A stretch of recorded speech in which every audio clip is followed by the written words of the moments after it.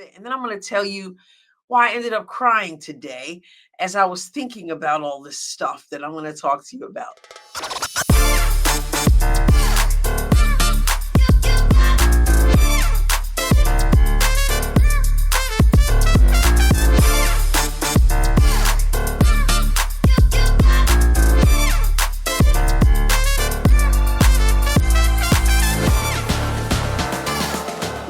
Welcome to another episode of the Adrienne Ross Show, where sports and culture connect. Well, this has been the week of training camp, WNBA training camp, and we've been looking at what's been going on with players, in particular, the Indiana Fever organization, the Indiana Fever players, the 5 returning players, the new players, the players vying for a spot, the players all trying to gel, come together, having a good time, according to the comments that we've heard from them.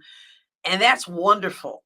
But I want to talk a little bit about coaching. I want to talk about Stephanie White. You guys who've been with the channel for a while, you know that I had talked about Stephanie White coming on as the coach of this team. Before she came on as the coach of the team, there was something about her that I just felt good about. And I know that there were those who did not, who were not so glad she was coming from Connecticut. Others who said, I wasn't so sure, but after a while they said, okay, I'm feeling this. When I hear her interviews, I'm feeling this. And others who may still need some time to see her in action. All of that is totally understandable. But for me, like I said, I felt good about her anyway. After I got past the fact that she had coached at Connecticut with what went down there, after I got past that and things began to make sense a little bit, I was really excited about her. And after hearing her address the team in this video I'm about to show you, I just felt extra good. Yeah, I'm feeling good about the team. I'm feeling good about the chances that they're going to get off to a good start, although I understand it's not going to be a cakewalk. But when I listen to her in interviews, I feel good about her. But when I watched her addressing her team here, it really got me excited. I'm going to play this for you, and then I'm going to go back and kind of break it down a little bit, and then I'm going to tell you why I ended up crying today as I was thinking about all this stuff that I'm going to talk to you about. All right. Okay, and that starts every single day in what we do right here with each other, for each other. Right, excited about the opportunity we have. Starts right now. Wait till we get the outlet. Wait till we get the outlet, go. But number one priority, we're going to be shot makers. We got to give great shooters passes every time. So we can't run like this, but you're running looking for the ball. Good job. Great rotation. We got to attack, we got to move, we got to share the ball. You're not conceding getting beat. Okay, you're guarding. We got to be active, we got to be aware, and we've got to anticipate at all times. We're not going to be standing here just watching people go to work. All right, we're going to be standing, and then we're going to be moving. Our goal is to always be the same, okay, to start. And then we're going to try to just get better as practice goes along. Our goal has to be to carry that stuff over every single day. Carry that. Okay, good energy, good communication. Day one, we stack the days, we come back tomorrow, and we have an even better day. All right, we're getting now. From a former coach's perspective, I listen to other coaches. I listen to what they say. I listen to how they say it. I listen to what they're doing. And I've read comments over time talking about whoever the player might be, and people often say things like, well, if at this point in their career they don't know how to do that, then at this point in their career they're supposed to already. But good coaches understand that the game still needs to be taught. There are different philosophies of coaching, but depending on who the coach is. But there's also things that are just, okay, it makes sense. We understand that we do this move and we do that move, but there's always something else to learn. There's always a teaching element to coaching. And I can see that in Coach Stephanie. And I listen to her, and it just reminds me of a couple things. I'm gonna get to one of them in a moment, but it also reminds me of me and my way of doing things. And that is to inspire, to encourage, to get out there and speak in such a way that they're listening. And that it helps when they respect you already. But the passion she has, the intensity she has, the knowledge she has, she's teaching the game and yet not taking away from what she knows they already know, but we're building. Let's go back through this, and I'm going to stop along the way and tell you what stands out to me. Okay, and that starts every single day in what we do right here with each other, for each other. Right? With each other and for each other, laying the groundwork, articulating the culture, and it's right here. It's every day. And that's the thing, because a lot of times we have a mindset, well, this day is the most important day because this is the day of tryouts, or this day is the most important, I should say training camp, right? At this level. And this day is the important day because this is the day before a game. No, you create a culture that every single day, you know who you are. And they're telling us, you know now. So they're embracing their identity as winners, as people who are claiming their greatness, as we were told already. So you got to set that every day. Right. Excited about the opportunity we have. Starts right now. But number one priority, we're going to be shot makers. We got to give great shooters passes every time. You got to give great shooters passes. That means you got to be unselfish. That means the ball, you don't have stick them on your hands or glue so that when you get the pass, it never leaves your hand. Hey, give great shooters, passers. Yes, that goes for the point guard, as in Caitlin Clark, whoever's running the point, but that's everybody. You give up good for better, and you give up better for best. But you're running, looking for the ball. Good job. Okay, I gotta stop that, because this is so important with this team. So important. When she says, look, you're running, you can't run like this. See that? You can't run like this. Your head is down. You can't run like this. You have to run. Notice her head is up, looking for the ball. And that is so important in this team. And it makes me so excited because remember, we put me in a jersey, coach. This team wants to get out and run, because that's the strength of this team. And if you're going to play on this team, you can't just be running down the court. You've got to have your head up. Remember when Natasha Howard came on board and she did her press conference and she said, I can't wait to get my hands on CeCe's passes. Well, you're not going to get your hands on CeCe's passes if you're running like this. Keep your head up, because you never know when Caitlin's going to deliver that ball. She's going to pass that ball. If you want to get hit in the back of the head, if you want to cause her to have turnovers, then you're running down the court aimlessly. No, run down the court expecting to get a pass. Excellent. So I'm going to run that back a little bit. Shooters passes every time. So we can't run like this, but you're running, looking for the ball. Good job. Great rotation. Yes. Tell them what you love. Tell them what you love. And then give them some more instruction. We got to attack. We got to move. We got to share the ball. You're not conceding getting beat. Okay, you're guarding. And this is, I love this. You're not conceding getting beat. Everybody knows that this goes back to communication. Okay, everybody knows that if you're in your man-to-man and you get beat off the dribble, you're yelling help, right? But you can't give up.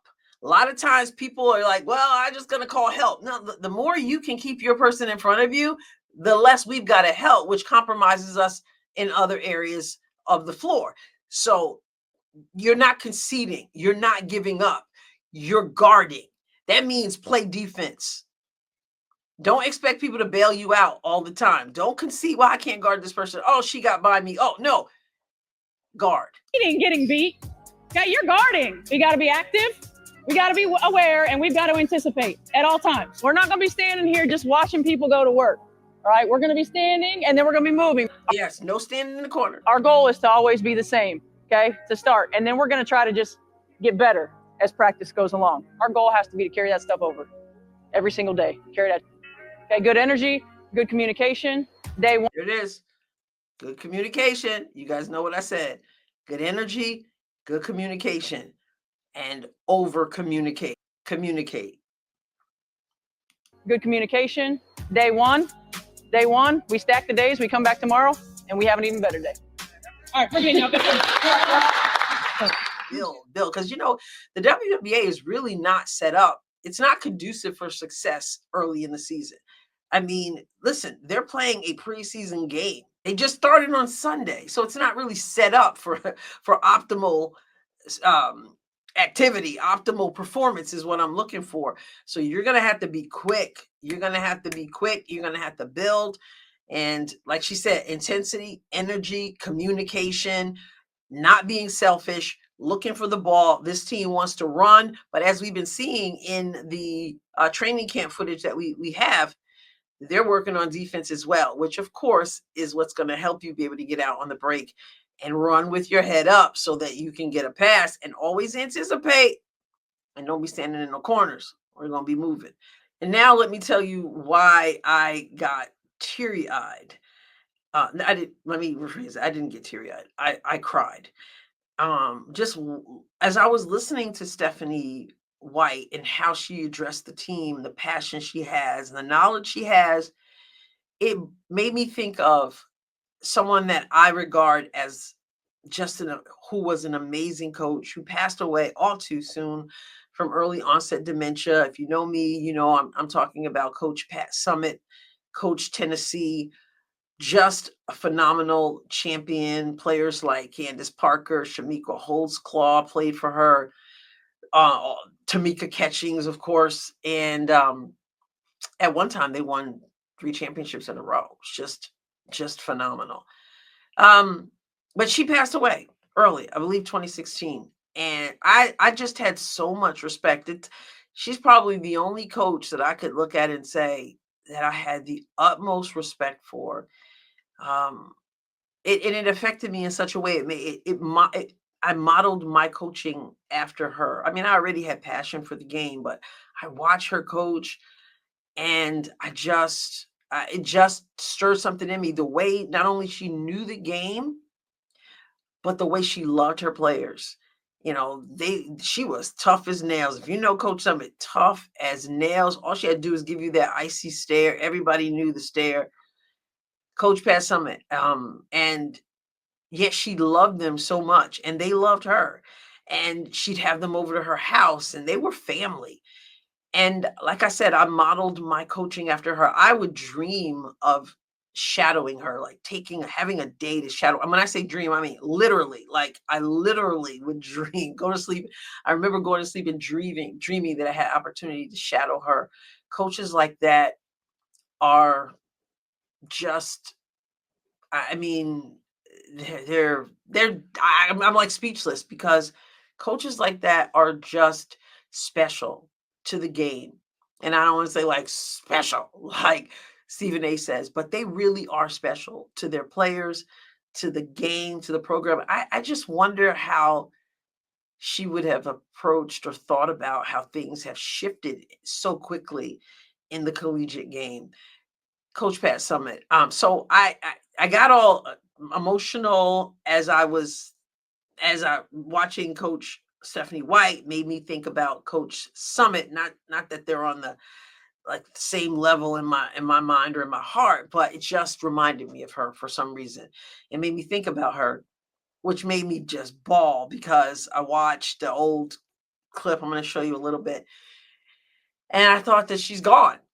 And I don't know, so much of who I became as a coach had a lot to do with her. And I'm just grateful for people who care not only about the game, but about the players, and pour into them. And let's just take a look at a couple snippets of this halftime address to her team that Coach Summitt gave. This is when Candace Parker was playing for her. I think this is 2007, and they did go on to win the championship. So as you can see here, this is on YouTube, Tennessee Athletics, and this is Pat Summitt halftime, or Coach Pat Summitt, as I always refer to her, Coach Pat Summitt halftime versus North Carolina. And so Pat Summitt's halftime speech from the 2007 Final Four against North Carolina. The Lady Bulls went on to win, but here's that speech. A little bit of it. I'm not showing you all of it. Just want to show you a couple snippets. I want to win a national championship. And I don't think they're in as good a shape as we are. That's Candace Parker. She was so intense. You can hear her. She's going to get called out. Her name's going to get called out here from the coach who wants her to step up and do something. And Candace is like, I got it. I got it. I got it. Don't worry. I got it. But yeah. And I don't think they're in as good a shape as we are. All right. Things that have to happen. Your defense has got to be better. Candace Parker, you better deny the middle of the floor every time. 100%. Whoever's up there, deny the floor. Let's go. The other thing that we have to do is when they take shots, they take contested shots, and we put a physical presence into them, a body on everybody. You got it? Because, I mean, on the boards right now, it's 24-23 them. And we got to separate ourselves. We got to flat out separate ourselves on the board. We agree with that? Yeah. Take care of the basketball. Your defense, your rebounding. And then you've got to work for better shots. We don't have 5 people working hard. We call something, you make it work. I don't care if it's our triangle action or we call it a set play. You got a sense of urgency to get where you got to get. And you have to know, did I not say we've got to be competitive, right? We got to have communication, but we must have composure. We didn't have composure all the time. We started playing much more like they were playing, just up and down and not running anything. If we don't have something good, let's run our sets and create something good with our screen and action and our ball movement and our inside play. We got it? Yes. And have a sense of urgency anytime we call something, whether it's press, whether it's offense, whatever we're calling, you got a sense of urgency. You want to get something done, and you want to get it done collectively. So all 5 people have to get where they need to get in a timely fashion, all right? That's what you have to do. And so no one on the floor has any reason to hesitate or not be competitive at that moment. Got me, Don? Sense of urgency. Every possession. Every possession matters. Take pride in every possession. It's a game of possessions. It's also a game of wheels. See how tough we are. I miss that coach. I do. Every athlete needs a Coach Summitt. Well, she's gone, so there's not going to be another Coach Summitt, but I see a little something in Stephanie White. I think she is a good coach. She's a combination of that toughness. You can hear it, you can see it, you can hear the expectations. She knows the game. She's a communicator. She's not going to take some, any guff either. I don't feel. She expects you to perform, and yet you can tell she's got the tender side as well. Coach Pat Summitt, I just don't see her, if she were still here, getting into what we see a lot of today, the identity stuff and identity. When I say that, I mean identity politics and all this stuff. Listen, she's going to treat you like red or yellow, black and white. You putting on Tennessee orange, you're going to get treated like Coach Summitt treats all her players. And I think we're in for that also with Coach Stephanie White. We'll see how it goes. But I just wanted to spend a little bit of time talking about coaching as, like I said, a former coach myself on a on a high school level, not anything like college or pros. But I think the principles involved are about the same, maybe even more difficult when they're younger. Anyway, what are your thoughts? Do you have a favorite coach? Did you follow Tennessee Coach Pat Summitt? What are your thoughts about Coach Stephanie White and her approach? Get in the comments. Let's be positive and let's have good conversations. Hit the subscribe button if you haven't done so, please. And thank you if you have. I'll catch you next time. God willing. God bless you abundantly.